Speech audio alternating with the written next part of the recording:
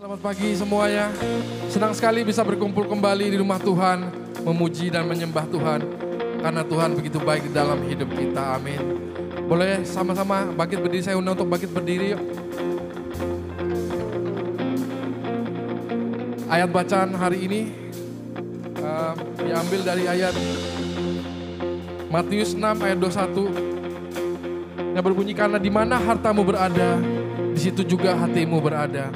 Boleh saya undang saudara untuk bisa nyatakan iman melalui ayat ini sama-sama. 1, 2, 3. Matius 6 ayat 21. Karena di mana hartamu berada, di situ juga hatimu berada. Mari kita berdoa.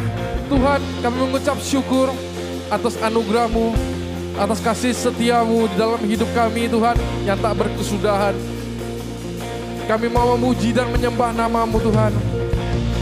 Kami mau menyelami firman-Mu Tuhan, karena kami mengasihi Engkau Tuhan. Karena Engkau begitu mengasihi kami terlebih dahulu Tuhan. Terima kasih Tuhan. Kami mau menyembah dan memuji nama-Mu. Di dalam nama Tuhan Yesus kami telah berdoa. Amin.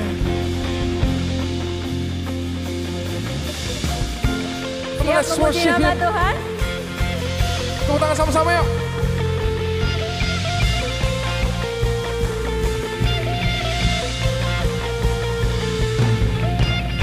Tuhan tak berfirman, dari gelap terbit terangnya bersinar.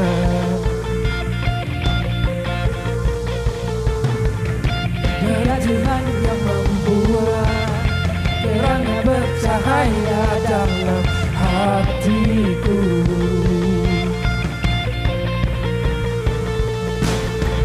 Kebenaran-Mu yang membawa hidupku bersinar terang, bawa kemuliaan-Mu.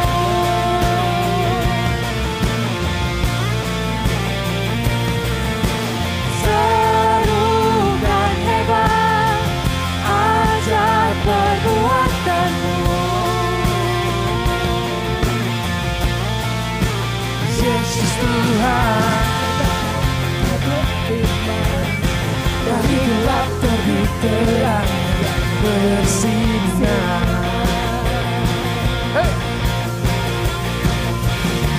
Dia Tuhan yang membuat terangnya bercahaya dalam hatiku.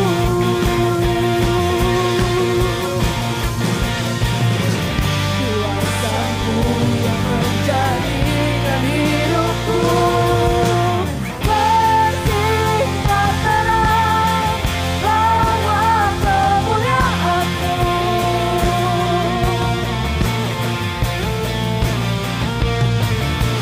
Serukan hebat, ajaib perbuatan-Mu. Yesus Tuhan, bersinar terang, bawa kemuliaan-Mu.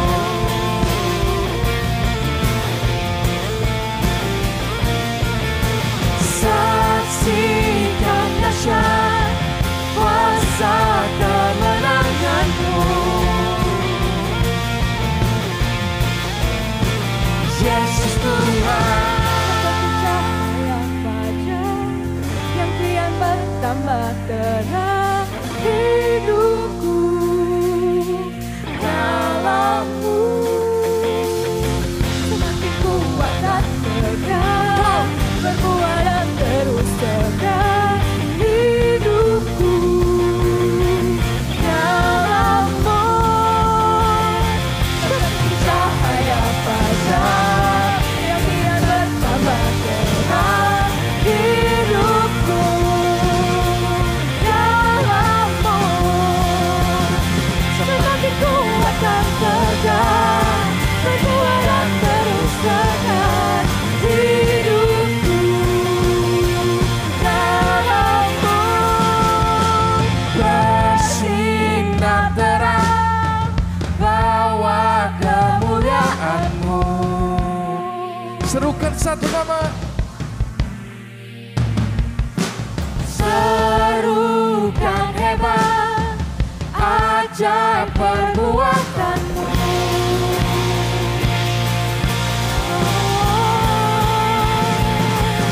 Bersinar terang bahwa kemuliaan-Mu.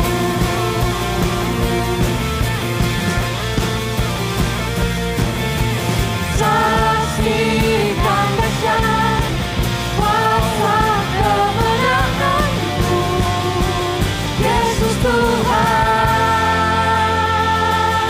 Yes. Yes.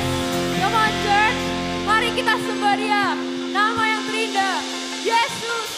Kita serukan Yesus, Yesus. Angkat tangan kita semua.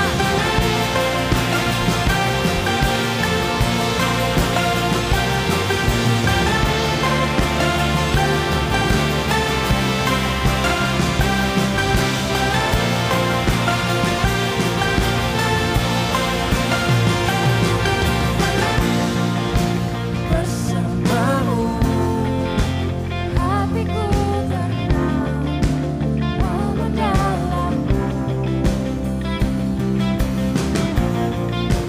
Hadirat-Mu, ku ingin selalu ada dekat-Mu.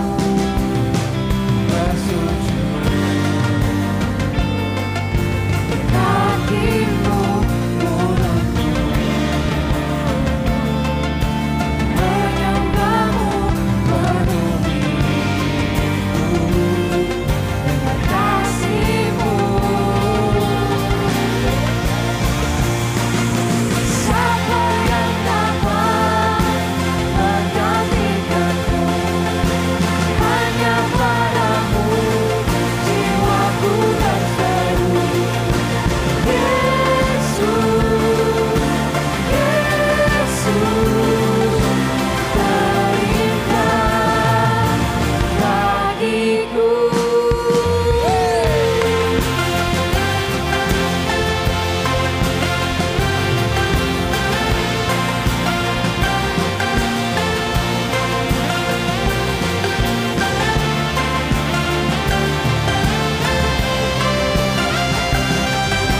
Sekali lagi.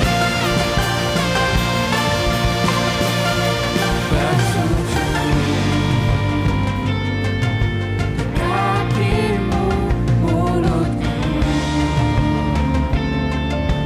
menyembah-Mu, penuhiku dengan kasih-Mu. Siapa yang dapat menggantikan-Mu?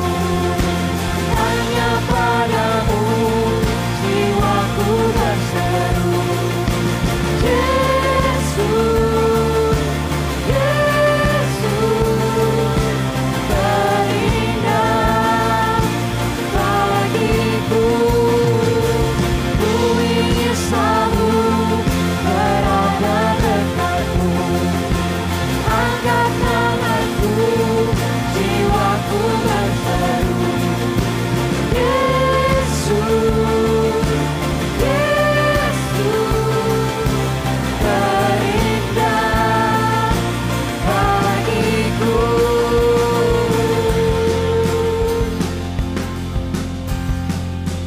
Kami mau menyembah-Mu Tuhan, nama di atas segala nama, Yesus.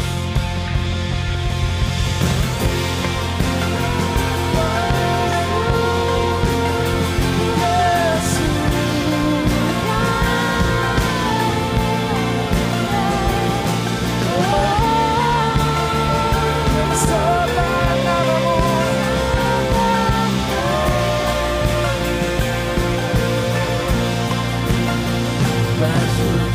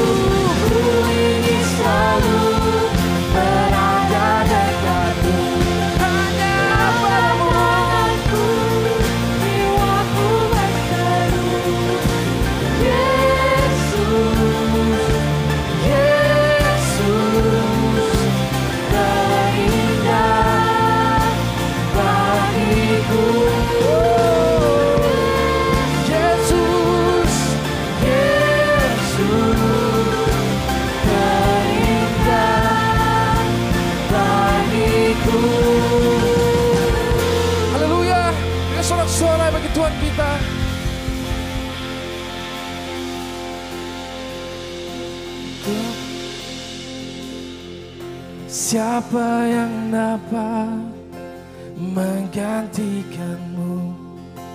Hanya padamu jiwaku berseru. Yesus, Yesus terindah bagiku. Ku ingin selalu berada dekatmu. Angkat tanganku, jiwaku berseru. Yesus, Yesus terindah bagiku. Nyanyikan Yesus, Yesus, Yesus terindah bagiku.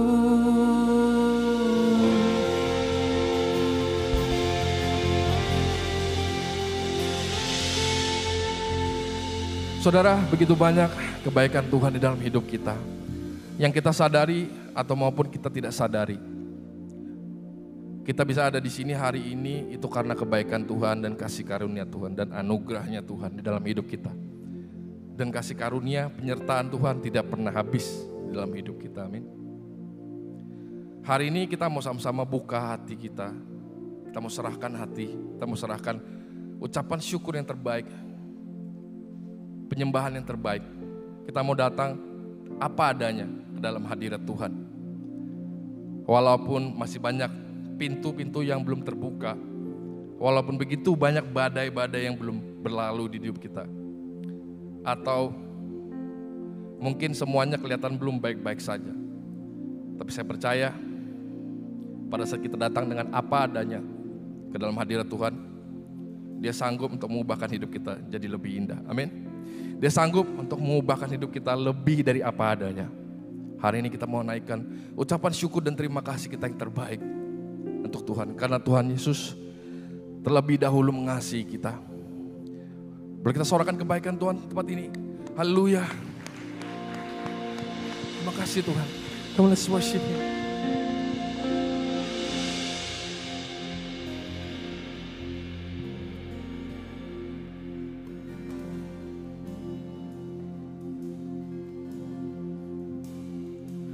Betapa hatiku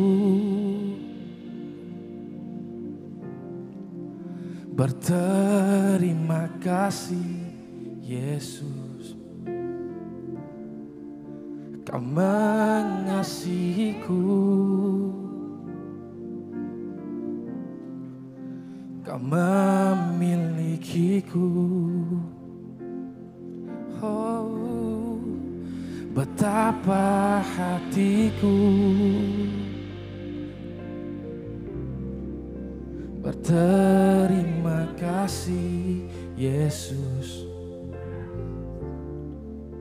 Kau mengasihiku, Kau memilikiku. Amin. Kita bawa persembahan terbaik. Hanya ini Tuhan persembahanku, segenap hidupku, jiwa dan ragaku. Sebab tak ku miliki harta kekayaan yang cukup berarti untuk ku persembahkan. Hanya ini Tuhan permohonanku, terimalah Tuhan persembahanku. Pakailah hidupku sebagai alatmu seumur hidupku. Amin, saudara. Kita nyanyikan sama-sama betapa hatiku, betapa hatiku berterima kasih Yesus, Kau mengasihiku. Oh,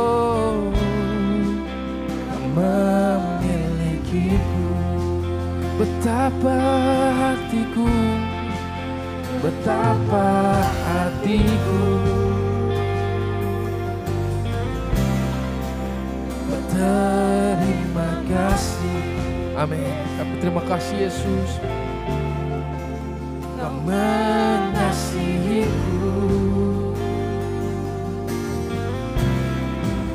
Kau memilikiku. Hanya ini Tuhan persembahan kami.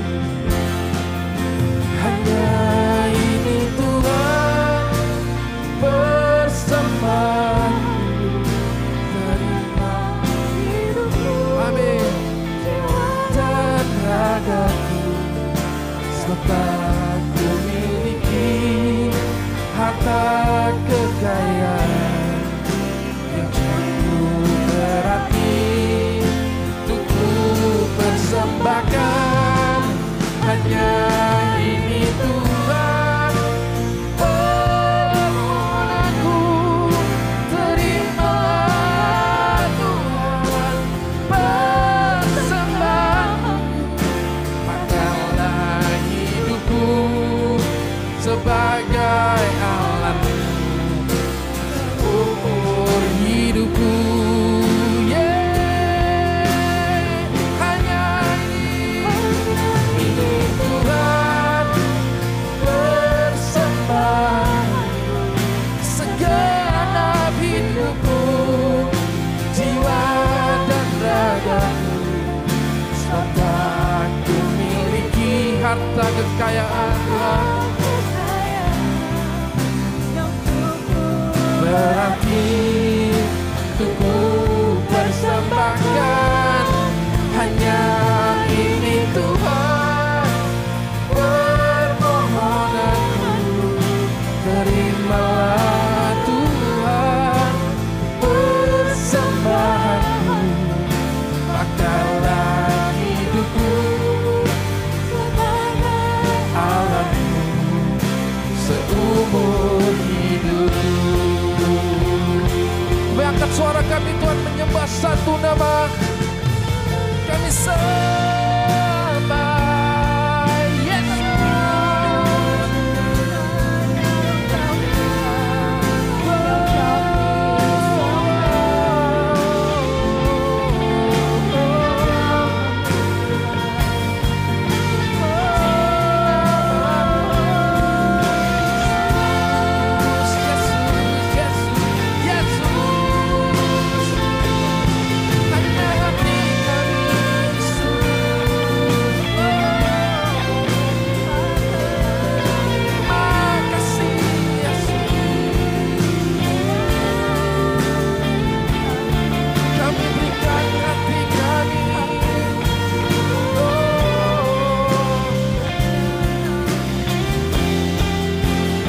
Suara sama-sama. Hanya ini Tuhan persembahanku, segenap jiwaku, jiwa dan ragaku, memiliki harta kekayaan yang cukup berarti untuk ku persembahkan. Hanya ini Tuhan permohonanku.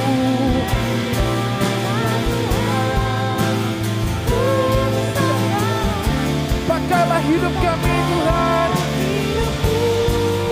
sebagai alatmu seumur hidupku. Karena kami telah melihat kebaikan-Mu Tuhan. Telah kulihat kebaikan-Mu yang tak pernah habis di hidupku.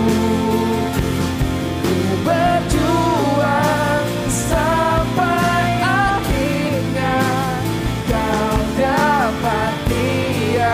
Ku tetap setia. Telah kulihat Telah kulihat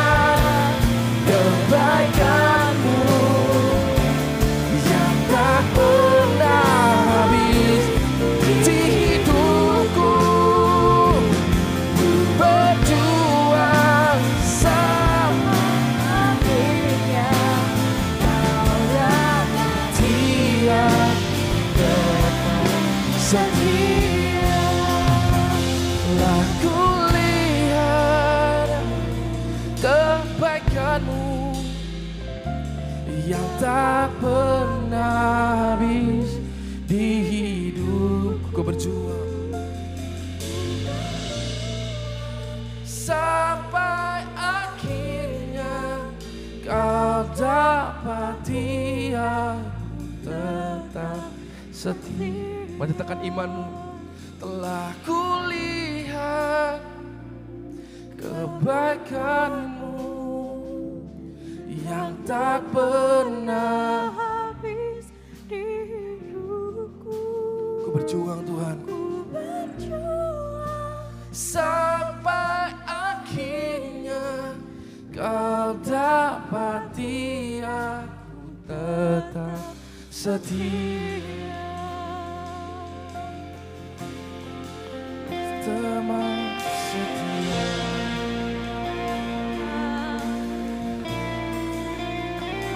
Telah kulihat kebaikanmu Yesus, kau layak disembah Yesus. Telah kulihat karyamu di hidupku Yesus. Kasih setiamu Yesus tak berkesudahan Yesus. Oh, kami sembah.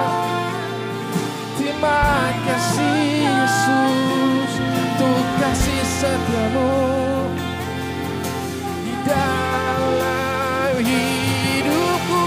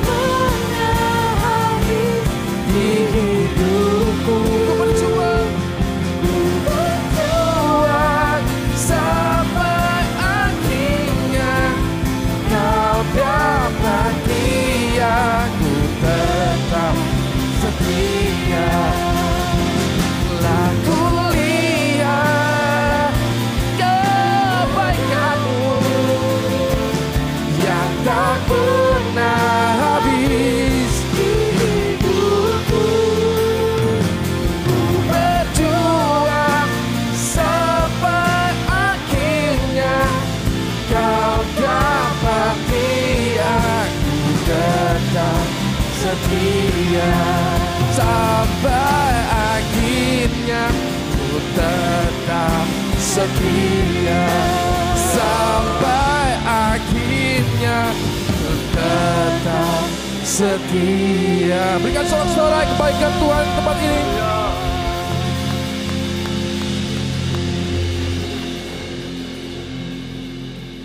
Thank you Lord Jesus. Thank you Lord Jesus. Thank you Lord Jesus. Terima kasih Tuhan Yesus untuk kasih setiamu dalam hidup kami. Kami hanya bisa setia kalau Engkau memampukan kami Tuhan. Bukan kuat dan gagah kami, tetapi Engkaulah yang berjalan senantiasa bersama dengan kami. Sehingga ketika kami jatuh pun kami gak tergeletak Tuhan. Karena kami akan bangkit kembali. Saya rindu berdoa bersyafaat bersama dengan jemaat Tuhan di tempat ini. Apapun yang jadi permasalahan Anda saat ini, Anda yang merasa terbeban berat, Anda yang merasa ada gangguan, baik di dalam tempat kerja Anda, di dalam pernikahan Anda, di dalam eye care Anda, di dalam tidur Anda mungkin. Apapun itu, mari kita perangi bersama-sama. There's power in unity, ada kuasa di dalam kesatuan dan urapan Tuhan mengalir di tempat ini. Begin to pray for those who are sick. Anda yang sakit, Anda yang punya keluarga yang sakit, mulai bersyafaat untuk mereka, sebutkan nama mereka.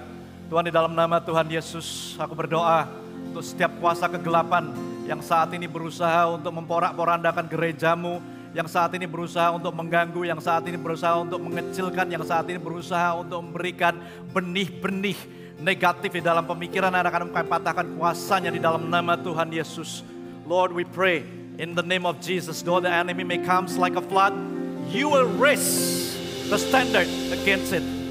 Aku berdoa di dalam nama Tuhan Yesus, di dalam nama Tuhan Yesus, segala kuasa, segala kekuatan yang berusaha untuk menghancurkan kehidupan pernikahan daripada jemaat tempat ini, kami patahkan kuasa di dalam nama Tuhan Yesus.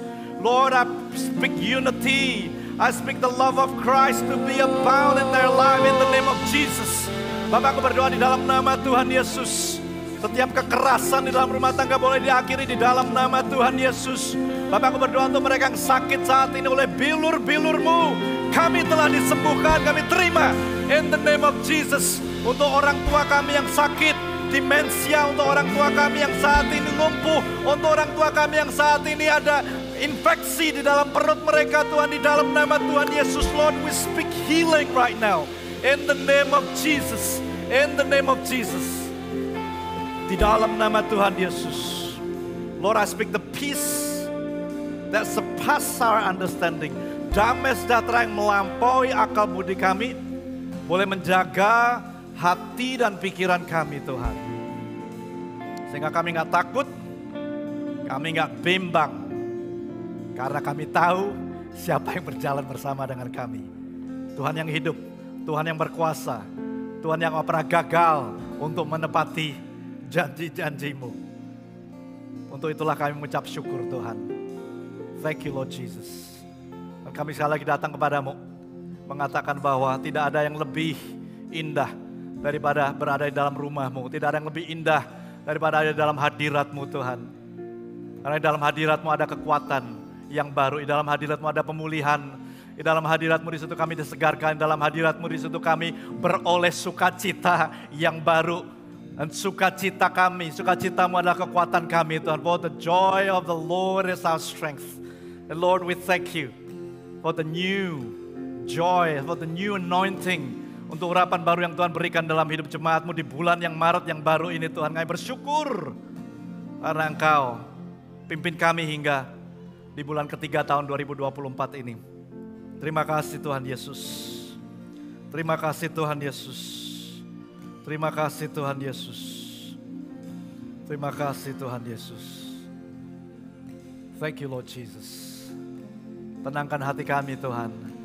Tenangkan pikiran kami, roh kami, jiwa kami, untuk boleh mendengarkan firman-Mu, sehingga firman boleh tertanam, berakar kuat dalam hati kami, bertumbuh dan berbuah secara lebat 160, 30 kali lipat, sehingga menghasilkan buah-buah yang dapat dinikmati oleh banyak orang, enggak hanya kami yang menikmatinya. In Jesus mighty name, umat Tuhan yang percaya, yang bersyukur sama-sama katakan amin, amin, dan amin. Berikan sorak-sorai kemuliaan untuk Tuhan. Coba Anda duduk. Silakan duduk Bapak Ibu sekalian. Selamat datang di bulan Maret 2024. Thank you untuk setiap volunteers yang sudah melayani, juga untuk staff dari IFGF Office yang setiap minggu turut melayani di IFGF Surabaya. Sungguh senang boleh kembali berada di tempat ini bersama dengan setiap daripada Anda. Saya akan ada beberapa pengumuman terlebih dahulu sebelum kita masuki firman Tuhan. Yang pertama ada I Grow Deeper, betul? Bisa ditampilkan I Grow Deeper-nya. Kita ada kelas I Grow Deeper mulai besok 4 Maret 2024 ini. Ada 4 kali pertemuan, kita akan mengupas tentang introduksi perjanjian lama bersama dengan pendeta Dr. Yosef Siahaan. Ini akan diadakan jam 6 sore selama 4 kali pertemuan. Jadi Anda bisa registrasi, ada QR code yang tampil di screen Anda juga, Anda bisa registrasi, masih ada beberapa slot yang available saya dengar, sehingga Anda bisa meregistrasikan diri dan mengikuti kelas I Grow Deeper bersama dengan Bapak Pendeta Yosef dan teman-teman semua yang di sini. Kemudian ada satu pengumuman lagi yang belum nampil, tapi sebentar lagi akan ada di Instagram, YouTube, sehingga Anda bisa mengikuti di media sosial IFGF Surabaya. Akhir bulan 30 Maret nanti ada Sports Night, not Sports Night, I think Sports Day they call it. Ada hari olahraga di mana diadakan oleh teman-teman IFGF Men dan IFGF Youth, tetapi saya yakin nggak cuman men dan youth aja yang boleh hadir, tetapi juga anyone is welcome. Setiap dari Anda boleh hadir 30 Maret jam 4 sampai jam 6 kalau informasi yang saya dapatkan. Dan kemudian minggu depan 10 Maret kita akan bersama-sama memberikan Leap of Faith Offering. Ini adalah persembahan awal tahun yang kita lakukan senantiasa, bukan karena tahun 2024 adalah leap year, tahun kabisat. Kalau Anda tahu leap year berarti 29 Februari hanya setiap 4 tahun sekali. Bukan karena itu, tetapi IFGF sudah melakukan ini bertahun-tahun, di mana kita percaya kita mau memberikan persembahan yang terbaik di awal tahun sebagai tanda ucapan syukur, percaya bahwa Tuhan yang akan menjaga memberkati kita sepanjang tahun 2024 sebagai pernyataan dari iman kita. Nah, kalau kita lihat di 2 Korintus 9 ayat 10, Paulus berkata seperti ini, bisa ditampilkan ayatnya. Ia yang menyediakan benih bagi penabur dan roti untuk dimakan, ia juga yang akan menyediakan benih bagi kamu. Dan melipat gandanya dan menumbuhkan buah-buah kebenaranmu. Tuhan sudah sediakan dan percayakan benih di dalam setiap hidup kita. Kalau Paulus berkata, di dalam tangan kita itu ada benih. Dia yang menyediakan benih. Kita harus bisa membedakan mana yang benih, mana yang roti. Jangan benih kita makan, roti kita buang gitu. Tetapi Tuhan mengatakan benih untuk kita tabur, sehingga Tuhan bisa melipat gandakannya. Kalau Anda tidak menabur benih itu, Tuhan nggak punya cara untuk dia bisa bekerja dan memberkati hidup setiap dari kita. Oleh sebab itulah saya mengundang setiap dari kita, minggu depan mari kita bawa our Leap of Faith Offering, di mana kita bawa benih-benih kita yang kita sudah gumulkan. Percaya bahwa Tuhan, ini benih yang kau percayakan di dalam tanganku.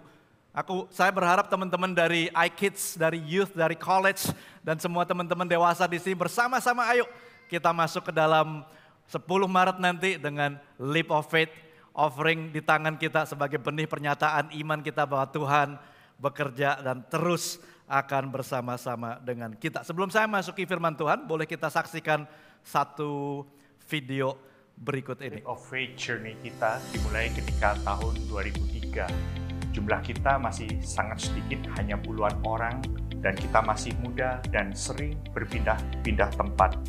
Namun di tahun itu kita sehati dan berdoa untuk kita bisa memiliki suatu rumah Tuhan di mana kita bisa memenangkan setiap generasi.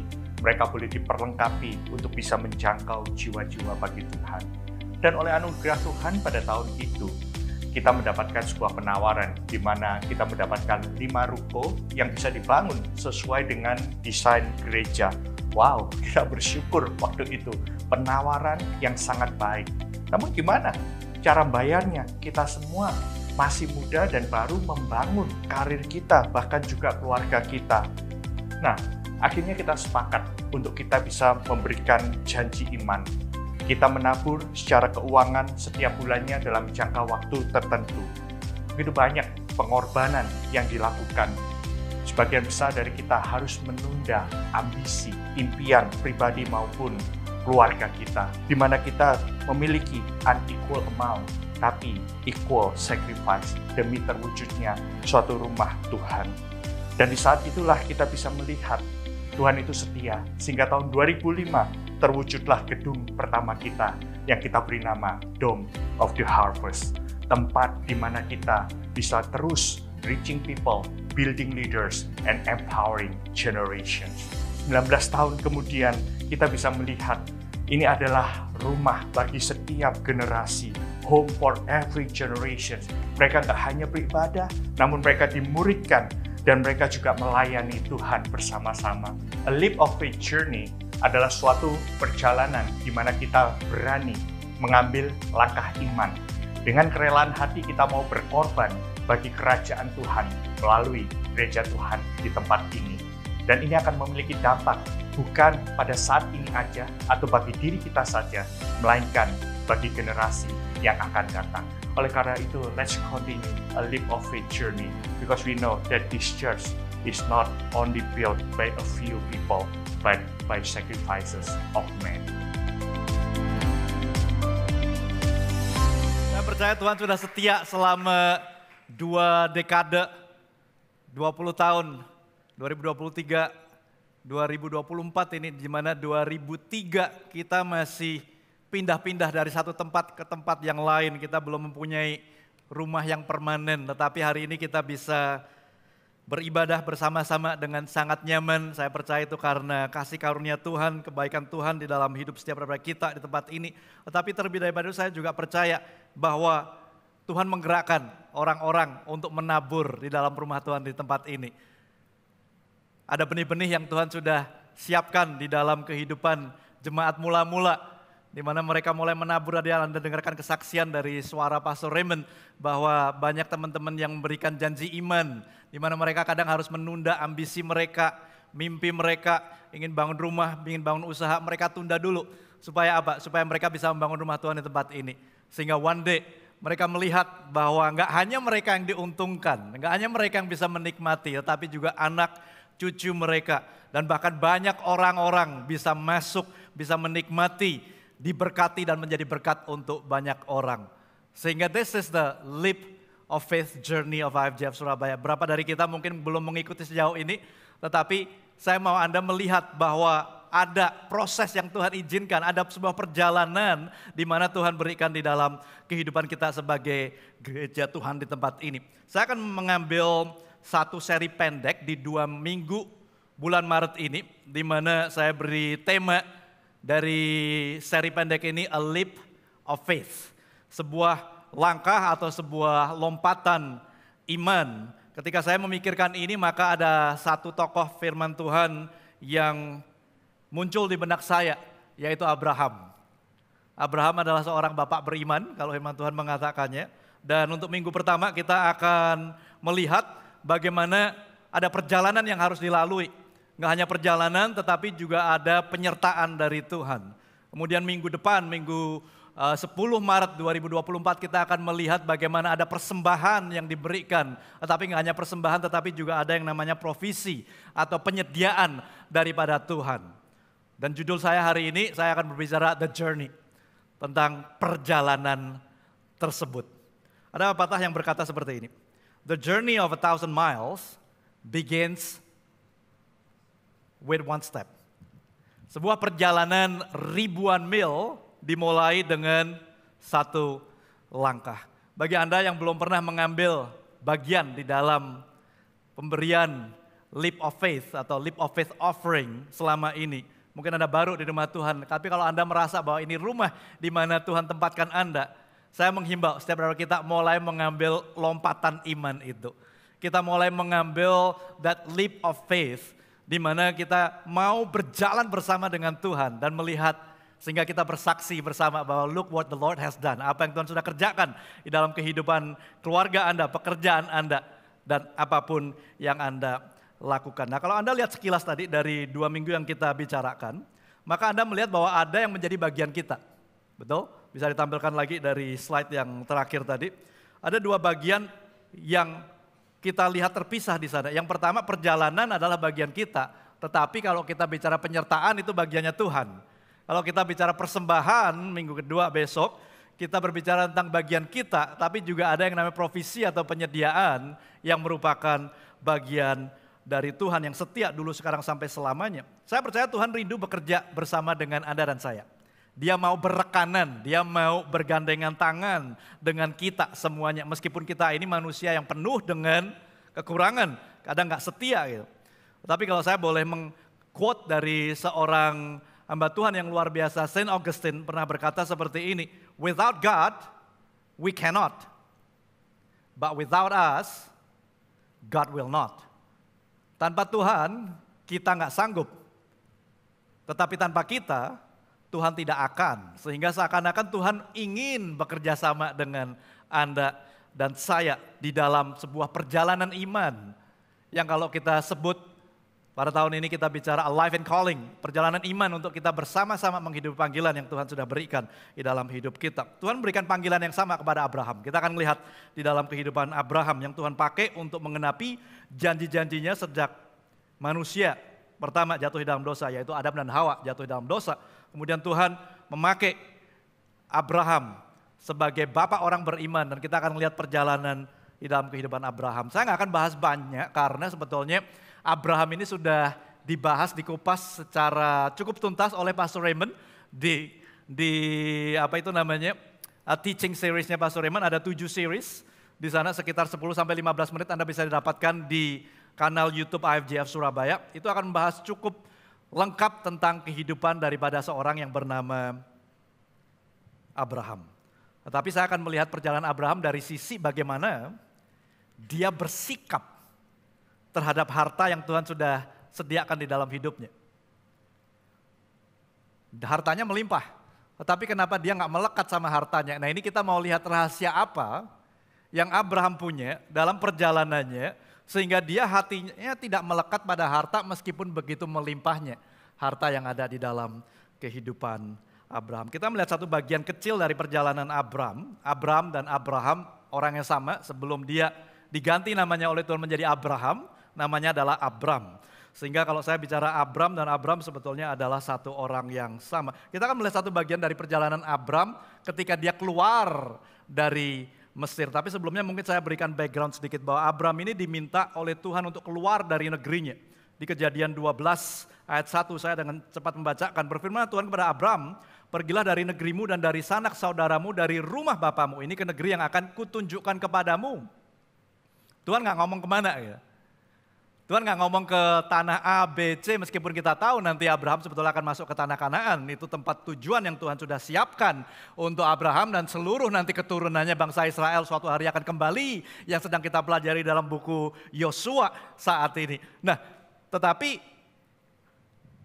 Abraham nggak tahu ketika Tuhan ngomong, tinggalin tuh rumah, tinggalin tuh keluarga, pergi ke satu tempat yang aku tuju. Saya kalau jadi Abraham saya deg-degan sih saudara. Siapa yang seperti saya kira-kira? I'm a planner, saya seorang yang suka berencana. Sehingga ketika saya serahkan perencanaan liburan ke istri saya yang deg-degan saya gitu. Karena saya nggak tahu kira-kira apa yang terjadi gitu. Saya merasa saya tidak punya kendali.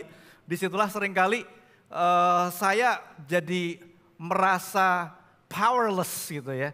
Dan saya pengen sekali untuk saya aja yang merencanakan gitu. Tapi karena saya sudah berjanjian sama istri berapa liburan dia yang merencanakan, berapa liburan saya yang merencanakan. Saya bisa paham persis apa yang dialami Abraham, terutama ketika Tuhan bilang, pergi aja gitu, ke tempat yang nanti aku tunjukkan kepadamu.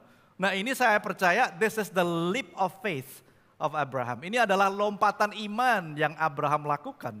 Sehingga ketika kita sedikit lompat ke perjanjian baru di Ibrani, dikatakan Ibrani 11 ayat 8, karena iman Abraham taat. By faith, Abraham obeyed. Dengan iman Abraham taat. Ketika ia dipanggil untuk berangkat ke negeri yang akan diterimanya menjadi milik pusakanya. Lalu ia berangkat dengan tidak mengetahui tempat yang ia tuju. Dan kalau kita melihat kemudian Abraham berjalan dengan petunjuk Tuhan. Sehingga ketika dia tiba di satu tempat. Di sana saya senang sekali Abraham menjelaskan, firman Tuhan menjelaskan bahwa dia memasang kemahnya. Tetapi dia membangun altar, membangun mezbah.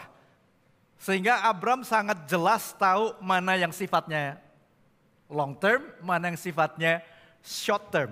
Mana yang sifatnya kekal, mana yang sifatnya temporer. Ketika berbicara tentang rumah Tuhan, membangun mezbah, membangun altar, dia membangunnya. Karena ini long term, permanen. Dampaknya bisa jauh panjang bahkan sampai keturunan-keturunan Abraham tetap kembali ke tempat itu, namanya Bethel nanti yang kita tahu. Tetapi ketika dia membangun rumahnya, dia hanya memancang kemah. Karena dia tahu that's temporary. Pertanyaannya berapa banyak dari kita yang paham bahwa kita di hidup ini sifatnya temporer. Kita punya rumah yang kekal nanti, yang mana kita bisa mulai sebetulnya membangun rumah kita saat ini dengan terlibat di dalam apa yang Tuhan sudah rencanakan melalui gereja Tuhan. Karena apa yang Tuhan kerjakan tidak pernah luput dari gereja yang Tuhan sudah impi-impikan untuk menjadi mempelainya nanti. Dan kemudian ketika Abraham, singkat cerita, dia mengalami kelaparan, ada sebuah bencana besar sehingga nggak ada makanan. Maka Abraham saat itu dia lupa untuk tanya kepada Tuhan. Dia langsung cari jalan keluar yang cepat, yaitu dia pergi ke Mesir. Karena di sana dikatakan banyak makanan. Pergilah dia ke Mesir. Disitulah mulainya banyak permasalahan dalam hidup Abram sebetulnya. Kalau kita tahu nanti ketika Abram keluar dari tempat itu, dia membawa seorang budak yang bernama Hagar, yang akhirnya menjadi istri sirinya dia, kalau kita boleh sebutkan. Masalahnya mulai banyak, dia menipu di sana bahwa si Sarai bukan istrinya tetapi adiknya dan lain sebagainya, sehingga dia mau dibunuh oleh Firaun. Tetapi kemurahan Tuhan, penyertaan Tuhan, campur tangan Tuhan di dalam perjalanan Abram, sehingga ketika Firaun ingin menghabisi, ternyata Tuhan mengirimkan satu tulah yang begitu besar dan terceliklah mata Firaun bahwa ternyata memang ini agendanya Tuhan.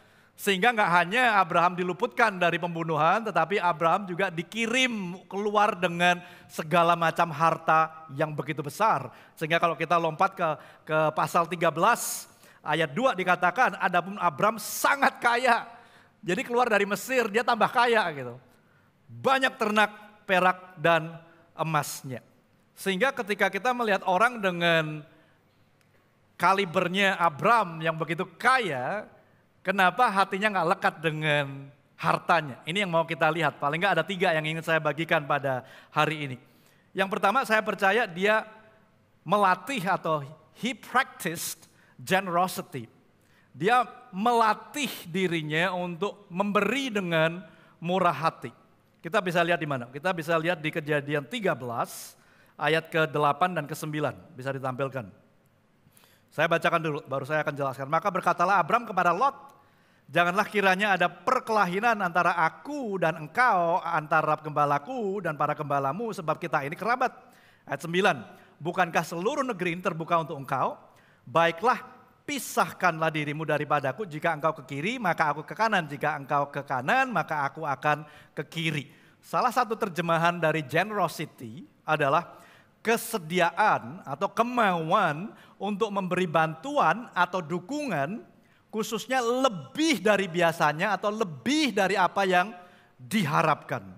Nah, kalau saya jadi Abram, jadi ini ceritanya gini, ketika Abram keluar dari Mesir, dia bawa istrinya, bawa ponakannya yang namanya Lot ini, dua-duanya diberkati sama Tuhan. Enggak hanya dikasih harta kekayaan dari Mesir, tapi juga ada pelipat gandaan itu tadi. Di situ sehingga kita melihat tambah banyak tuh ternaknya. Berantemlah orang-orangnya Abram dan orang-orangnya Lot. Dari situ timbul permasalahan. Jadi kadang-kala berkat bisa jadi masalah. Berkat bisa jadi masalah kalau kita nggak siap. Tetapi kalau kita siap, kita berhati besar, maka kita akan melihat apa yang dilakukan oleh Abram. Abram dalam konteks ini, dia mengizinkan, dia punya generosity, di mana definisi generosity adalah melakukan lebih dari apa yang seharusnya, atau apa yang biasanya, atau apa yang diharapkan lebih dilakukan. Konteksnya apa? Abram melakukan lebih daripada orang biasa. Karena kalau saya jadi Abram, saya sebagai omnya, saya akan bilang sebelum lu milih tanah yang lu mau tuju, gua milih duluan. Betul nggak?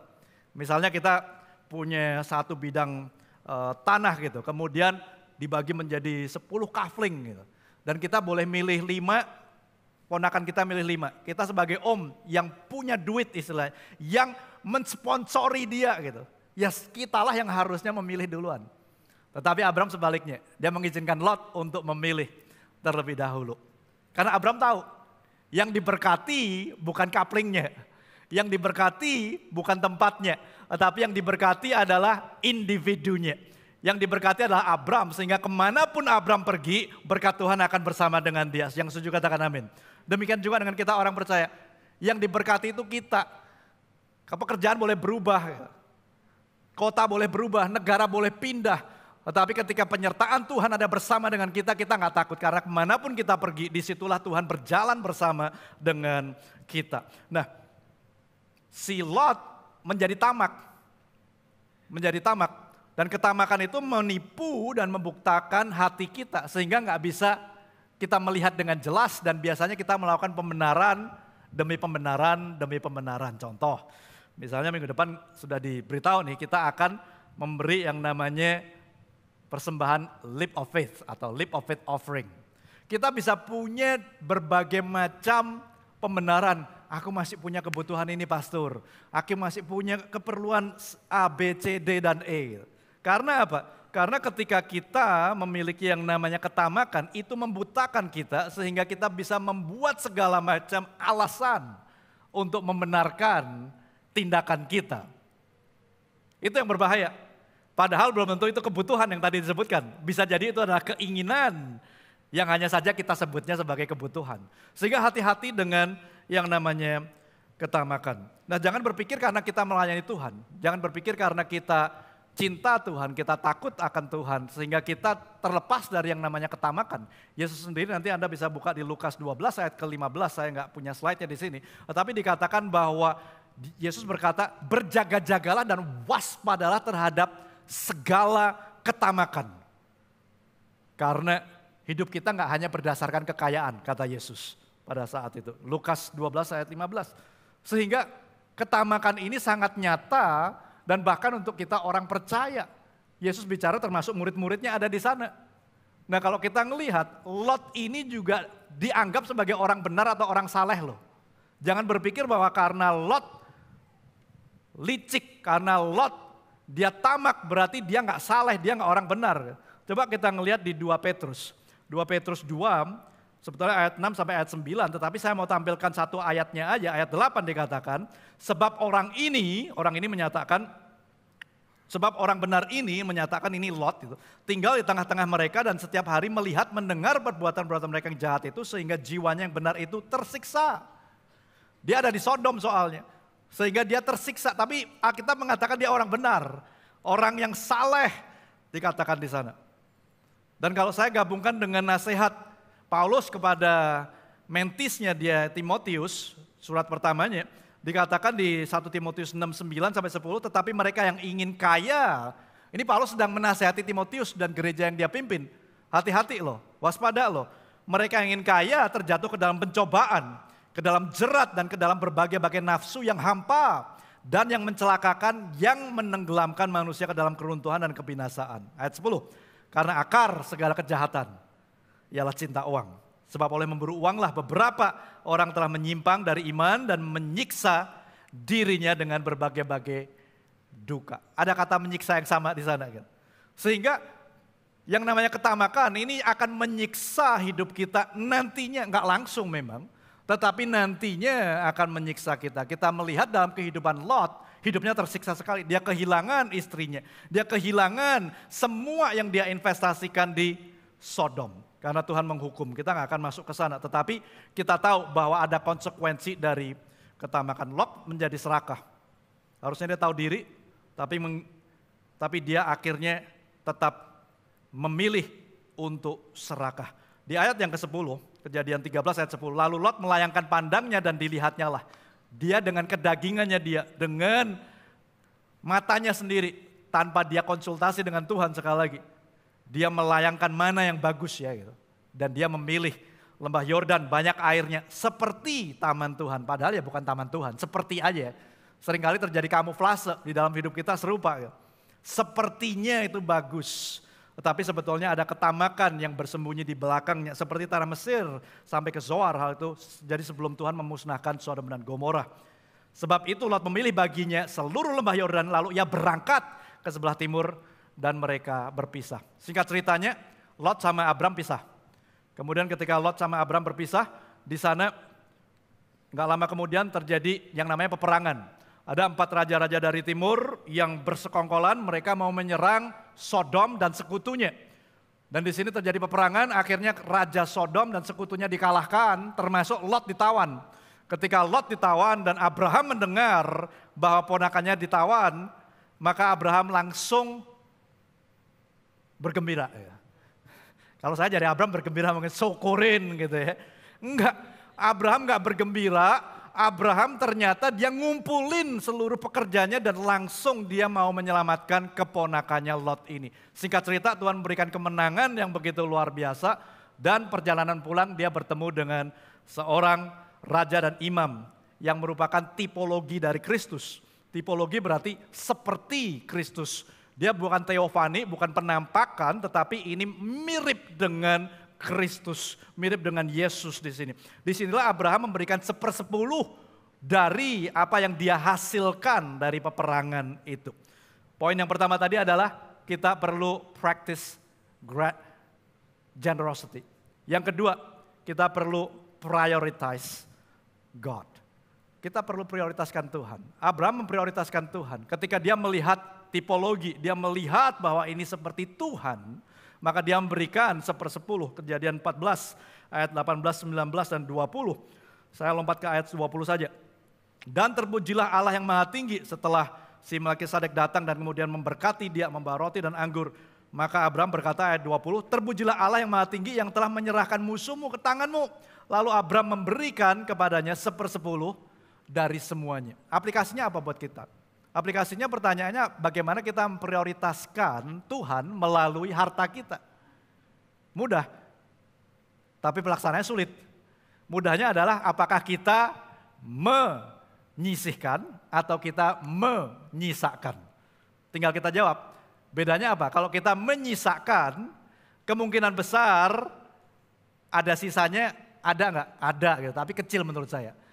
Kemungkinan besarnya nggak ada sisanya. Tapi kalau kita menyisihkan, kemungkinan besar akan ada.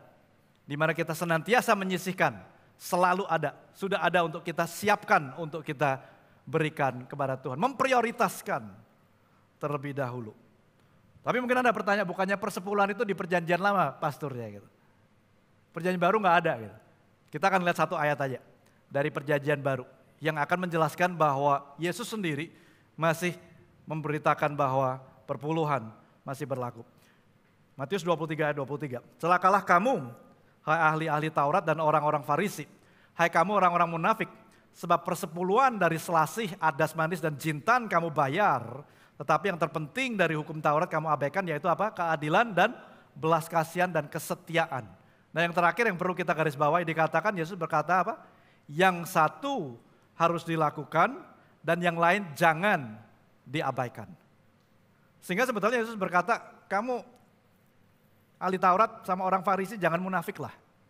Jangan munafik bahwa kamu perpuluhannya sampai jintan selasih yang kecil-kecil kamu hitung. Tetapi ketika ngomong tentang kasih karunia, kamu nggak kasih. Kamu nggak memberikan itu.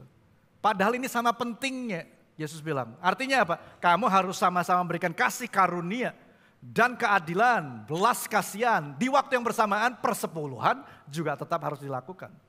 Tetapi sekali lagi saya percaya bahwa Tuhan mau bertemu dimanapun kita berada. You don't have to start with 10%. Anda nggak harus mulai dari 10%. Di mana Anda sepakat sebagai suami, sebagai satu keluarga, sebagai seorang individu berkata pada Tuhan, aku mau Tuhan berjalan. I want to make a leap of faith journey. Saya mau berjalan bersama dengan Engkau dalam perjalanan iman ini. Anda bisa mulai dari persentase yang Anda sepakati bersama-sama. Kenapa? Karena ketika Anda memprioritaskan Tuhan terlebih dahulu, disitulah sebetulnya Anda sedang menaruh Tuhan di posisi yang seharusnya. Dan Anda akan melihat berkat-berkat dari Tuhan. Karena dari 2 Korintus sudah jelas, 2 Korintus berkata, kalau kita punya benih dan punya roti, benih untuk kita tanam supaya apa? Tuhan bisa melipat gandakannya. Matius 26-21 ada yang kita baca di depan. Dikatakan karena di mana hartamu berada, di situ juga hatimu berada. Ini Yesus sedang khotbah di atas bukit. Sehingga Yesus berkata bahwa hati kita ini ngikut kemana harta kita pergi. Hati kita ngikut kemana harta kita pergi. Dan Anda perlu tahu bahwa Yesus gak sedang ngincar harta kita. Karena buat Yesus gak ada gunanya harta kita. He is not after your riches. Your treasures. Dia nggak mencari itu. Yang dia cari adalah the real treasure, the real riches, yaitu apa? Hati Anda. Itu yang dia inginkan terlebih daripada segala sesuatunya. Sehingga kalau kita melihat Yesus itu senantiasa kembali melihat kepada hati. Makanya Amsal 4 ayat 23 berkata, dari hatilah timbul kehidupan. Oleh sebab itu apa? Jagalah dengan segala kewaspadaan. Tuhan tertarik lebih daripada keuangan kita. He wants our heart. Dia ingin hati kita. Dan cara terbaik untuk Bapa Surga bisa menguasai hati kita adalah kita izinkan Dia untuk menguasai cara kita mengelola keuangan kita. Dengan cara gimana? Dengan cara yang tadi memprioritaskan. Tuhan, kamu punya prioritas pertama di dalam keuanganku. You have the first priority in my life. Makanya kalau kita ngelihat kelanjutannya di Matius 6 ayat 33, tadi Matius 6:21, Yesus berkata di mana hatimu berada di situ hartamu berada. 6:33 kelanjutannya Yesus berkata apa? Carilah dahulu kerajaan Allah dan kebenarannya, maka semuanya itu akan ditambahkan kepadamu. Dahulu di sini berbicara apa? Prioritaskan. So it's talking about priority. Pertanyaannya adalah apakah kita sudah memprioritaskan Tuhan di dalam keuangannya kita? Karena Abraham bisa terlepas daripada jerat yang namanya mamon ini, yang namanya kuasa uang ini, karena yang pertama dia tahu bahwa dia melatih yang namanya generosity, kemurahan hati. Yang kedua, dia memprioritaskan Tuhan. Dan yang ketiga, yang terakhir, yang kita bisa pelajari dari Abraham, bagaimana dia tidak lengket dengan yang namanya uang, harta di dalam hidupnya yang melimpah adalah he placed his trust in God. Dia menaruh kepercayaannya kepada Tuhan. Kalau uang di Amerika, kalau Anda lihat itu ya dollar bill-nya mereka, berapapun dolarnya tertulis in God we trust. Tapi itu cuma slogan aja, meskipun bapak-bapak pendiri Amerika pada saat itu mereka orang percaya, hari ini banyak yang gak percaya akan Tuhan untuk mengelola uang mereka. Sama halnya dengan kita sebagai orang percaya, jangan itu hanya kita baca saja, tetapi tidak kita lakukan. Kita harus mulai practice generosity, prioritize God in our finances. Yang ketiga, kita harus place our trust in God alone. Kejadian 14 selanjutnya, ayat 22. Tetapi kata Abram kepada raja negeri Sodom itu, jadi setelah Abram ketemu sama Melkisedek, dia ketemu sama Raja Sodom. Raja Sodom ini yang sudah dikalahkan sama 4 raja dari timur tadi. Singkat cerita dia ketemu dan Raja Sodomnya bilang, kasih tuh apa yang kamu ringkesin dari, yang kamu jarah dari peperangan yang kamu menangkan gitu. Tapi orang-orangku dikembalikan aja gitu. Nah ini jawabannya si Abram kepada Raja Sodom. Aku bersumpah demi Tuhan Allah yang maha tinggi pencipta langit dan bumi, ayat 22. Kemudian ayat 23 dikatakan, aku tidak akan mengambil apa-apa dari kepunyaanmu itu, sepotong benang atau tali kasut pun tidak, supaya engkau jangan dapat berkata, aku telah membuat Abram menjadi kaya.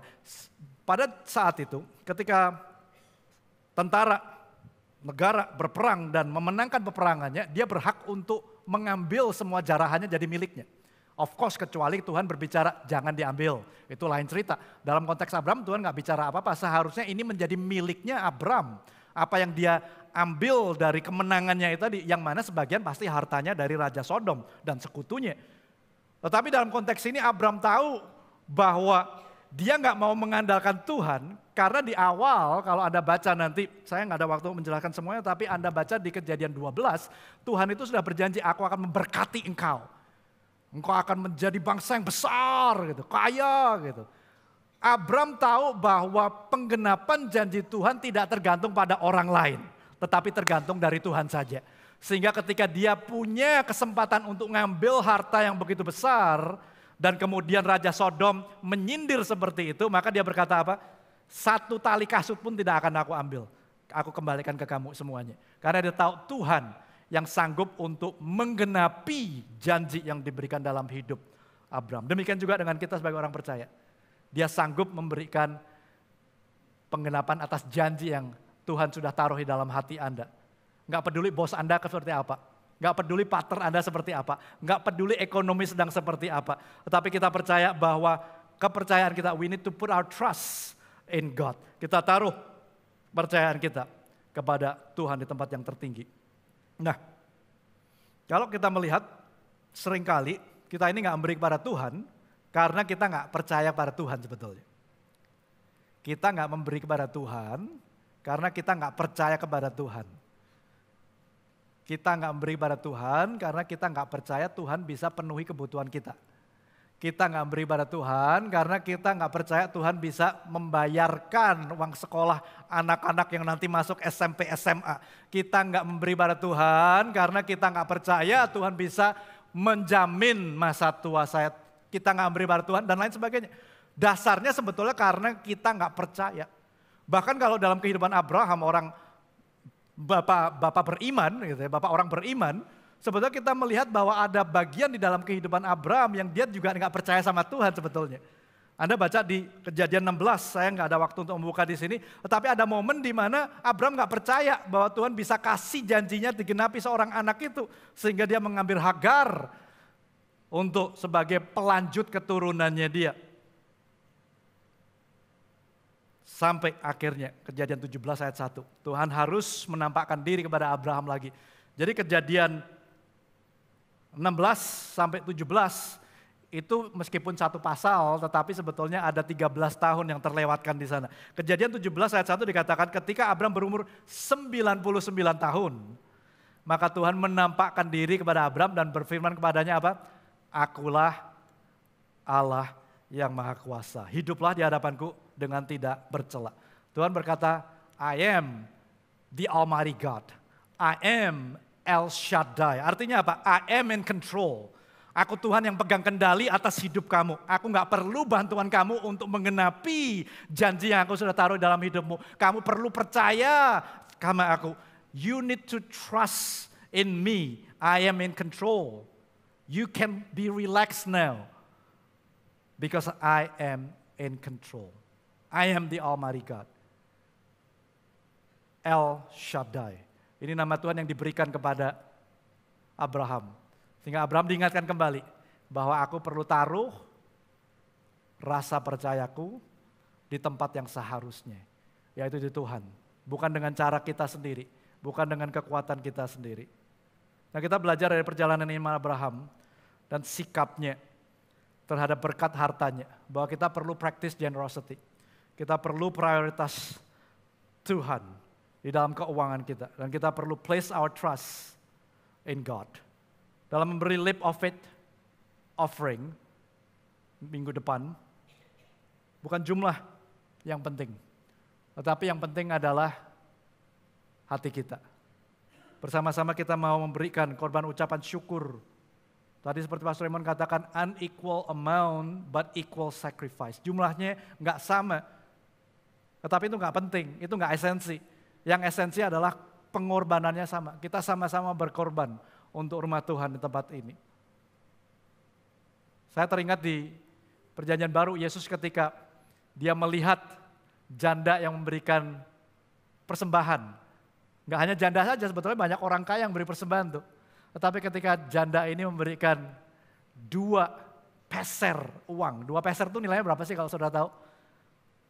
Sekitar 4.000 perak rupiah hari ini. 4.000. Tapi Yesus berkata apa? Bahwa janda yang memberi 2 peser ini memberi lebih banyak daripada mereka yang lebih kaya dari dia. Karena mereka orang kaya memberi dari kelebihannya, dikatakan janda ini memberikan dari kekurangannya. Sehingga it's not about the amount, but it's about the heart. Tentang hati, di mana waktu kita memberi pada Tuhan. Saya mau kembali ke 2 Korintus 9 ayat 10. Paulus berkata, Ia, ini Tuhan, yang menyediakan benih bagi penabur, roti untuk dimakan. Ia juga yang menyediakan benih bagi kamu dan melipat gandakannya dan menumbuhkan buah-buah kebenaranmu. Dia sudah sediakan benih itu buat Anda dan saya. It's in your hands, it's in your pockets. Tapi berupa benih yang Anda perlu bertanya ke Tuhan, Tuhan mana yang benih, mana yang roti? Tuhan mana yang aku harus tabur? Berapa yang harus aku tabur? Dan di situ tugas Tuhan untuk apa? Melipat gandakannya. Kalau Anda nggak memberikan benih, Tuhan nggak punya media untuk melipat gandakannya. Apa yang mau dilipat gandakan Tuhan? We need to know that God means good. Tuhan itu bermaksud baik untuk Anda dan saya ketika Dia mau kita memberi. Because He is a God who loves to bless. Dia Tuhan yang rindu memberkati setiap daripada kita. Ada sebuah cerita, kesaksian nyata. Seorang anak kecil bernama Hetty May Wyatt. Anak kecil dari keluarga yang kurang mampu. Suatu saat dia ke sekolah minggu. Di sekolah minggu, dia nggak bisa masuk ke sekolah minggu karena tempatnya kecil. Dan karena tempatnya kecil, mungkin guru sekolah minggunya milih anak yang paling kelihatannya yang decent lah. Karena si Hetty ini mungkin bajunya kurang rapi, kurang bagus. Dia seringkali nggak boleh masuk. Bukan seringkali, nggak pernah masuk malahan. Sehingga dia hanya bisa melihat dari luar akan teman-temannya yang sekolah minggu. Dan suatu hari dia di luar pagar menangis ngelihat teman-temannya lagi duduk happy, mukanya dia di luar. Dan hamba Tuhan yang bernama Russell Conwell, dia datang dan tanya, kenapa kamu nangis dan di luar?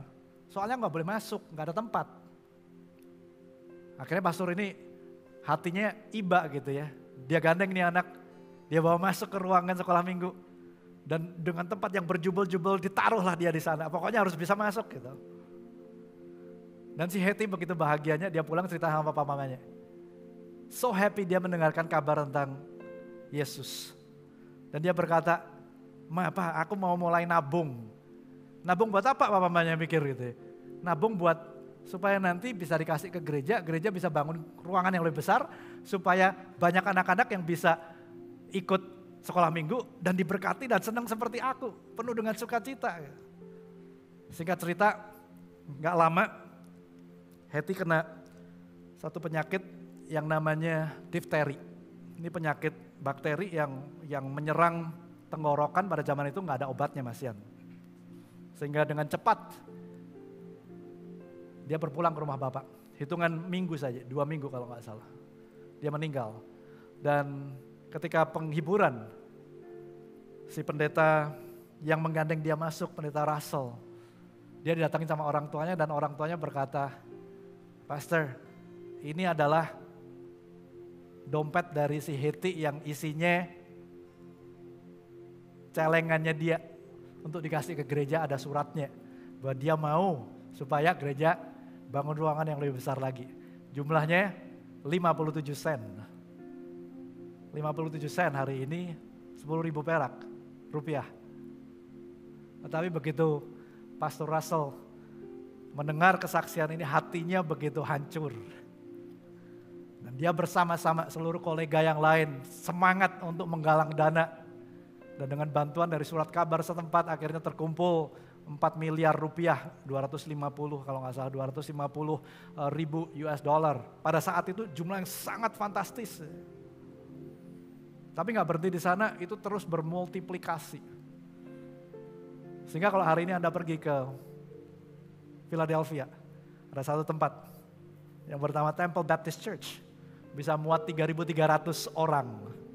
Gak hanya gereja, tapi di sana juga ada universitas namanya Temple University yang meluluskan banyak anak-anak muda. Gak hanya gereja dan universitas, tapi juga ada rumah sakit yang namanya Good Samaritan Hospital. Dari 57 sen. Bahkan kalau Anda ke museumnya masih ada dari 57 sen itu 54-nya the initial coins. Pennies yang masih asli dari punyanya Hetty. Yang saat ini menjadi buah yang begitu besarnya. Anda gak tahu benih apa yang Anda tabur yang kecil. Nilainya mungkin gak besar. Tetapi Tuhan gak melihat nilai. Tuhan melihat hati. Dan saya percaya ketika kita sama-sama mau bergandengan tangan. Unequal amount, equal sacrifice. Kita menabur di dalam rumah Tuhan. Anda akan melihat perjalanan Anda gak hanya diberkati Tuhan. Tetapi Anda akan melihat penyertaan Tuhan yang berjalan bersama dengan Anda. Dan terlebih daripada itu, hati Anda tidak akan lengket dengan uang. Hati Anda gak akan bersatu karena hati Anda ini terlalu kecil untuk diisi dengan 2 individu. Yesus makanya di Matius 6 ayat 24, saya bacakan ini aja. Tak seorang pun dapat mengabdi kepada 2 tuan, karena jika demikian ia akan membenci seorang yang mengasihi yang lain, atau ia akan setia kepada yang seorang dan tidak mengindahkan yang lain. Kamu tidak dapat mengabdi kepada Allah atau kepada Mammon. Di dalam hati kita ada cuma satu spot aja yang kita bisa berikan kepada Tuhan atau kepada Mammon. Mammon ini uang. Pilihannya ada di tangan Anda dan saya. Pilihannya ada di tangan Anda dan saya. Mari kita bangkit berdiri, kita akan akhiri kebaktian kita setelah ini dengan mengambil perjamuan kudus dan kemudian ada seed news yang akan ditampilkan. Saya bacakan sebuah doa yang ditulis sama A.W. Tozer. Saya terjemahkan ke bahasa Indonesia secara bebas, ini menjadi harapan saya, menjadi doa kita bersama. Dia berkata, Bapa, aku ingin mengenalmu, namun hatiku yang pengecut, takut melepaskan mainannya. Aku tidak dapat berpisah dengan mereka tanpa berdarah batinku. Dan aku tidak berusaha menyembunyikan daripadamu rasa takut akan perpisahan itu. Aku datang dengan gemetar, tapi aku datang. Mohon ambil sampai akar dari hatiku semua hal yang telah lama ku sayangi dan yang telah menjadi bagian dari diriku yang hidup. Supaya engkau dapat masuk dan berdiam di sana tanpa saingan. Maka engkau akan membuat tempat kakimu mulia. Maka hatiku tidak memerlukan matahari untuk bersinar di dalamnya.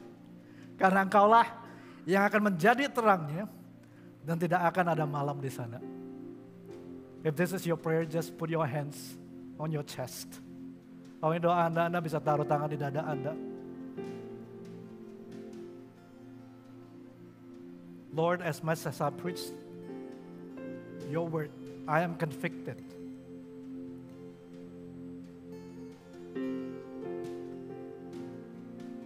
Sejauh saya menyampaikan firman Tuhan, saya juga diingatkan oleh Tuhan that I need to practice generosity, that I need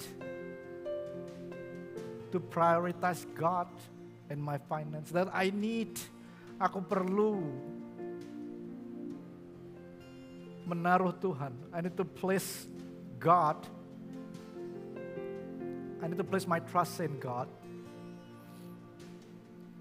Tuhan, kau melihat tangan-tangan yang meresponi doa yang barusan kita sama-sama baca. Bapak, aku berdoa hati kami tidak terkorupsi. Hati kami lembut ketika Tuhan bicara, kami mau bertobat. Karena kami gak mau ada ketamakan di dalam hati kami. Kami gak mau ada mamon di dalam hati kami mau ada Yesus di dalam hati kami. Yesus yang memerintah, Yesus yang bertahta, sehingga gak ada kegelapan di hati kami Tuhan. Tetapi terang-Mu yang menyala, yang menerangi setiap bagian sudut hati kami yang gelap. Dimulai dengan keuangan kami. Aku berdoa saat kami pulang, kami mulai mempersiapkan benih-benih yang kami boleh tabur dalam rumah Tuhan untuk minggu depan. Kami tahu Tuhan berbicara, kami tahu Tuhan mempersiapkan benih, Engkau Tuhan yang memberi benih bagi hidup kami, dan kami siap untuk menaburnya. Di dalam nama Tuhan Yesus. Kita akan mengambil perjamuan kudus. Ada di bangku Anda. Perjamuan kudus diberikan dan diterima oleh teman-teman yang sudah menerima Yesus sebagai Tuhan dan Juru Selamat. Kalau Anda belum, saya minta dengan hormat untuk tidak mengambil. Mari kita siapkan hati kita. Roma 8:32 berkata, Ia yang tidak menyayangkan anaknya sendiri tetapi yang menyerahkannya bagi kita semua.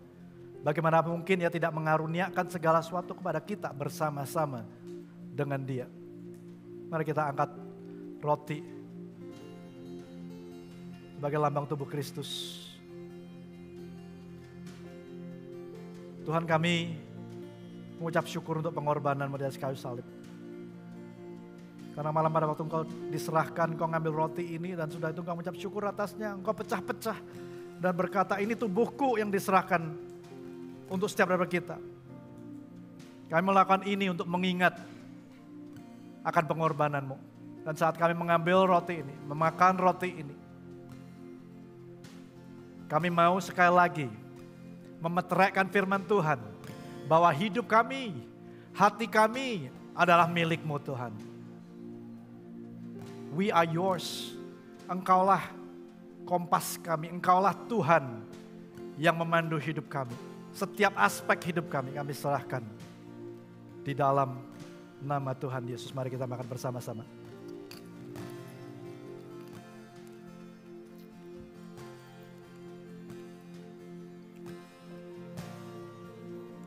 Demikian juga yang mengambil cawan sudah makan lalu berkata, cawan ini adalah perjanjian baru yang dimeteraikan oleh darahku.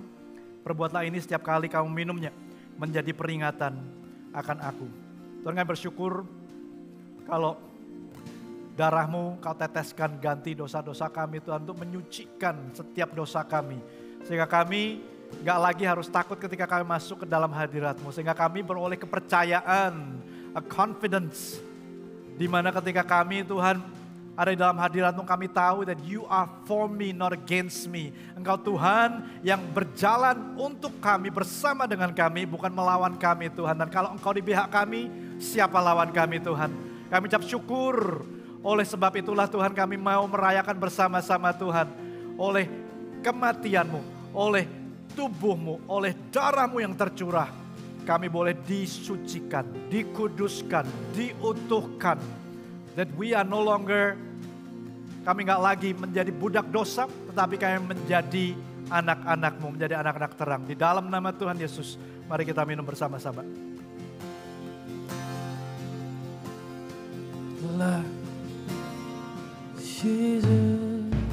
Thank you Lord Jesus, mari kita sembah Tuhan. Thank you Lord. Hanya ini Tuhan persembahan. Thank you Jesus. Angkat tanganmu kalau ini doa Anda.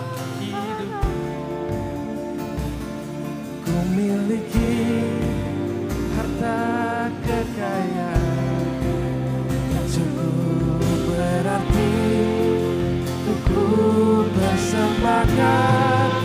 Hanya ini Tuhan permohonanku, terimalah Tuhan persembahanku.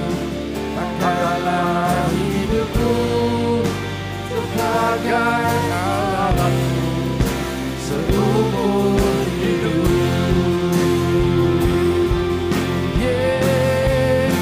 Hanya ini Tuhan persembahanku, segenap hidupku, jiwa dan ragaku. Sebab aku miliki harta kekayaan yang cukup berarti untuk persembahkan. Hanya ini Tuhan permohonanku, terimalah Tuhan persembahanku. Pakailah hidupku sebagai alatmu seumur hidup. Jadikan pakailah hidupku. Pakailah hidupku sebagai alatmu seumur hidupku. Ini doa kami Tuhan, pakai hidup kami sebagai alat-Mu seumur hidup kami Tuhan. For we are yours, kami adalah milik-Mu Tuhan. Kami berhenti berbicara, Engkau yang terus meterangkan firman Tuhan, sehingga boleh menjadi terang, menjadi pelita bagi mata kami, bagi kaki kami Tuhan. Terima kasih di dalam nama Tuhan Yesus, semua Tuhan yang percaya sama-sama katakan amin, amin, dan amin. Silakan duduk Bapak Ibu sekalian.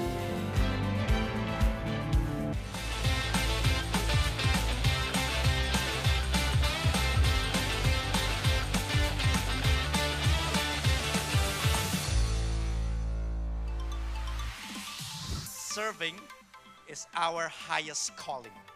Melayani adalah panggilan yang tertingginya kita. Yesus datang sendiri tidak untuk dilayani, tetapi dia datang untuk melayani.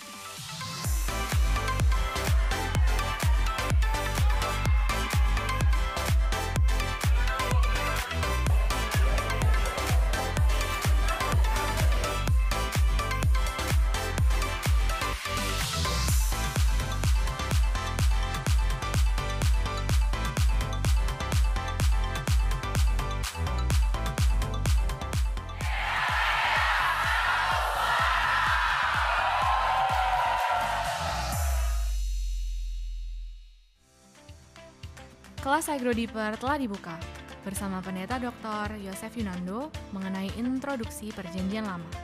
Kelas akan diadakan pada tanggal 4 Maret setiap Senin selama 4 kali pertemuan jam 6 sore. Daftarkan diri Anda sekarang.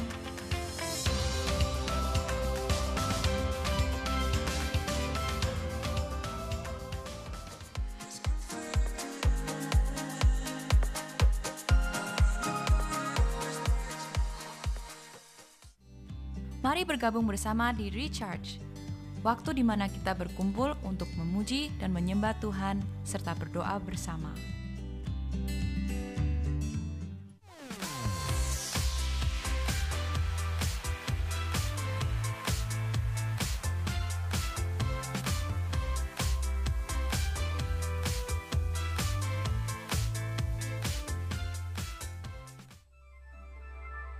Wow, harta karun. Keren, aku mau. Far, aku baru saja bermimpi mencari harta karun. Loh, aku juga, Kar. Apa maksudnya ya?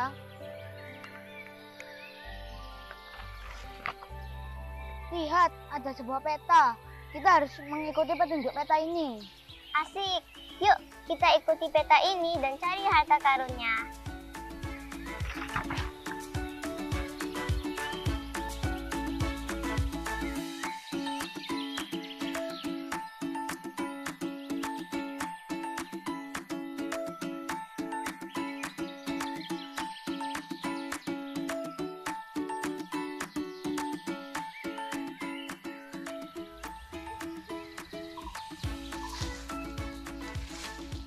Hei, itu dia.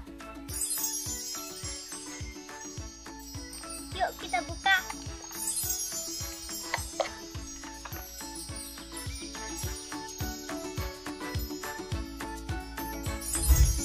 Ingin tahu harta apa yang mereka temukan? Yuk ikut IFGF Kids Camp dengan tema Finding What is Treasure tanggal 16 sampai 18 Juni 2024 di Arayana Hotel and Resort. Pendaftaran sudah dibuka. Yuk join sekarang and see you there.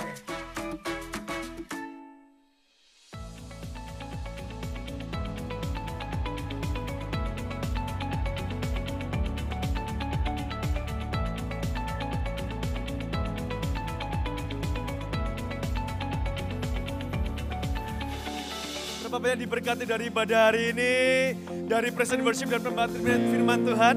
Kita kasih apresiasi buat para volunteers dan juga Pastor Bobby. Thank you so much. Perkenalkan, nama saya Seva, selaku host Anda untuk ibadah hari ini. Saya ingin menyambut Bapak Ibu sekalian yang hadir secara online ataupun onsite. Terutama bagi Anda yang baru pertama kali hadir. Kalau ada, jangan buru-buru pulang. Seusai ibadah kami ingin berkenalan dengan Anda lebih lanjut. Mampir ya ke Connect Team kami di lantai 1 di dekat pintu masuk. Kami rindu berkenalan supaya kami dapat melayani Anda dengan lebih baik. Pengumuman berikutnya yaitu adalah untuk persembahan di tempat ini dilakukan secara virtual. Anda dapat memberikan melalui QR Code yang tersedia atau melakukan online transfer. Dan juga stay updated, tetap terhubung dengan IFGF Surabaya melalui segala platform sosial media, baik YouTube, Instagram, ataupun TikTok dari IFGF Surabaya. Ada 2 tambahan pengumuman yang mungkin saya ingatkan kembali, yaitu besok kita akan melakukan kelas perdana, yaitu untuk I Grow Deeper. Kita akan belajar mengenai survei perjanjian lama. Kita akan melihat banyak tuh mengenai kitab-kitab, siapa penulisnya, apa main message-nya, kemudian overview dan lain sebagainya. Pastikan Anda daftar 4 kali kelas setiap Senin, kecuali 11 Maretnya karena libur ya. Kemudian juga untuk youth, kita akan ada kelas Grow and Serve yang akan mulai segera dilakukan setiap hari Minggu jam 9, dilakukan 4 kali pertemuan. Jadi buat Anda yang punya keluarga yang tergabung di youth, langsung saja segera daftarkan diri Anda. Itu aja dapat saya sampaikan, kita akan segera akhiri ibadah ini. Saya undang semua boleh berdiri. Kita akan akhiri ibadah dan kita akan berdoa untuk persembahan kita. Tuhan Yesus, terima kasih Tuhan untuk hari ini. Terima kasih Engkau telah mengingatkan kami akan banyak hal Tuhan. Bahwa Engkau mau hati kami Tuhan. Dan itu kenapa Tuhan aku berdoa setiap dari kami terlepas dari jerat yang namanya keserakahan Tuhan. Bila kami menjadi anak-anak-Mu yang hati kami boleh tertuju kepadamu. Engkau boleh bertahta gak hanya melalui lip service perkataan kami. Tapi Engkau sungguh bertahta dalam kehidupan kami. Terima kasih Tuhan, kami excited Tuhan. Bahwa juga bulan ini kami akan memperingati Tuhan pengorbanan-Mu. Dan tidak hanya pengorbanan-Mu tapi juga kebangkitan-Mu Tuhan. Biarlah Tuhan kami boleh mempersiapkan hati kami Tuhan. Dan kami mau menjadi anak-anak-Mu yang gak egois Tuhan. Kami mau menyebarkan kabar baik. Kami mau rindu untuk melihat jiwa-jiwa juga boleh diselamatkan Tuhan. Terutama di bulan-bulan ini kami akan percaya terjadi penuaian jiwa yang luar biasa Tuhan. Terima kasih Tuhan, kami juga berdoa untuk persembahan yang kami berikan Tuhan. Bila setiap anak-anak-Mu, setiap pengurus, setiap hamba-hamba-Mu yang mengelola boleh mengelola dengan takut akan Tuhan, mengelola dengan penuh integritas Tuhan. Terima kasih Tuhan, kami serahkan semuanya di dalam nama Tuhan Yesus. IFGF Surabaya, angkat tangan Anda, terimalah berkat Tuhan. Tuhan memberkati dan melindungi engkau. Tuhan menghadapkan wajah dan memberikan engkau damai sejahtera. Tuhan menyenarkan wajah dan memberikan engkau kasih karunia. Pergi, kata Tuhan Yesus. Jadikanlah semua bangsa muridku dan ketahuilah bahwa aku menyertai engkau dari hari ini sampai Maranatha Yesus datang kedua kali. Semua yang percaya dan terima berkat Tuhan, katakan bersama-sama, amin. God bless you church. God bless you. See you next week.